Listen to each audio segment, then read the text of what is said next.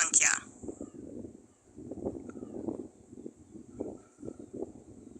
राजनीति विज्ञान के अध्ययन में विभिन्न शासन प्रणालियों की तुलना करना अत्यंत आवश्यक है, क्योंकि यह न केवल सरकारों के कार्य करने के तरीकों को स्पष्ट करता है, बल्कि यह भी बताता है कि नागरिकों को किस प्रकार की भागीदारी, अधिकार और जिम्मेदारियां मिलती हैं।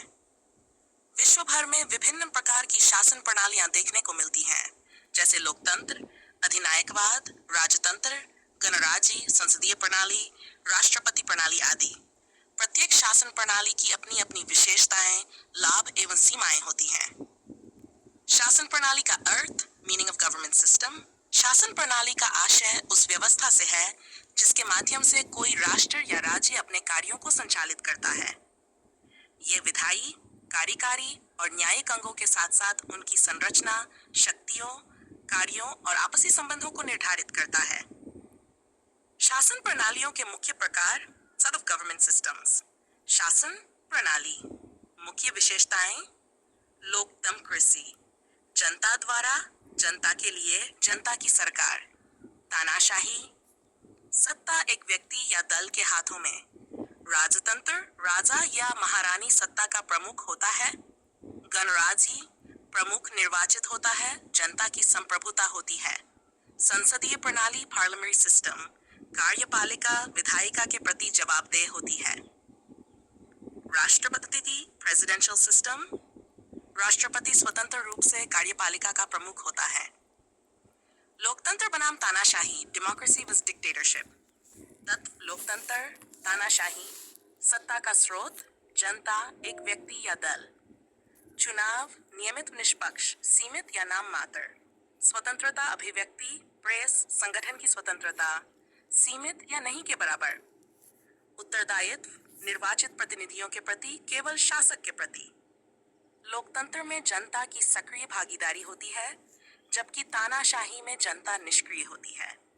लोकतंत्र में सरकार बदल सकती है, जबकि तानाशाही में सत्ता लंबे समय तक एक ही हाथ में रहती है। संसदीय बनाम राष्ट्रपति प्रणाली से प्रेसिडेंशियल सिस्टम।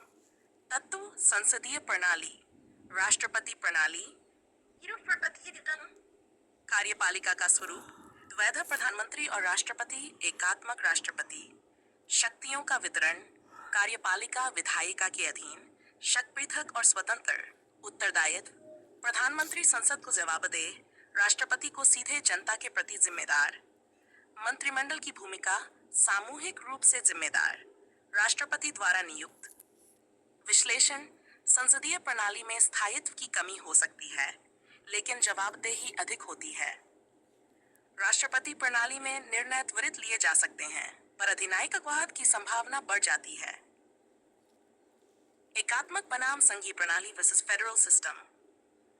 तत्व, एकात्मक प्रणाली, संघीय प्रणाली, सत्ता का वितरण में एकीकृत, केंद्र और राज्य में विभाजित। संविधान लचीला हो सकता है, आमतौर पर कठोर। न्यायपालिका, एकीकृत प्रणाली। दोहरे न्यायालय प्रणाली, नीति निर्माण, एकरूपता, विविधता संभव। विश्लेषण, एकात्मक प्रणाली में निर्णय जल्दी लिए जा सकते हैं, पर स्थानीय विविधताओं की उपेक्षा हो सकती है। संघीय प्रणाली में स्थानीय आवश्यकताओं की पूर्ति संभव है, पर टकराव की संभावना भी बनी रहती है। राजतंत्र बनाम गणराज्य वर्सेस रिपब्लिक। तत्व, राजतंत्र, गणराज्य। प्रमुख का चुनाव, वंशानुगत, निर्वाचित। सत्ता की वैधता, परंपरा और संस्कृति, संविधान और कानून। उत्तरदायित्व, सीमित या नहीं के बराबर, जनता और संसद के प्रति जवाबदेह। विश्लेषण, आधुनिक समय में अधिकांश संवैधानिक राजतंत्र जैसे ब्रिटेन लोकतांत्रिक तत्वों को शामिल करते हैं, जबकि कि गणराज्य जैसे भारत में सभी शक्तियां जनता के प्रतिनिधियों के माध्यम से संचालित होती हैं। शासन प्रणालियों की तुलनात्मक सारणी, प्रणाली, प्रतिनिधित्व, स्वतंत्रता, सत्ता का केंद्रीकरण, जवाबदेही, उच्च। लोकतंत्र, उच्च, उच्च विकेंद्रीकरण, अधिक। तानाशाही, न्यून, न्यून केंद्रीकरण, कम। संसदीय, मध्यम, उच्च। कार्यपालिका विधायिका पर निर्भर, अधिक। राष्ट्रपति, उच्च, उच्च, सत्ता पृथक, सीमित। उत्तरदायित्व, एकात्मक, न्यून, उच्च, केंद्रीकृत, केंद्र उत्तरदायी। संघीय, उच्च, उच्च विकेंद्रीकरण, केंद्र प्लस राज्य। आधुनिक परिप्रेक्ष्य में शासन प्रणालियां। वर्तमान वैश्विक परिदृश्य में अधिकांश राष्ट्र लोकतंत्र की ओर अग्रसर हैं, किंतु लोकतंत्र भी विभिन्न रूपों में पाया जाता है।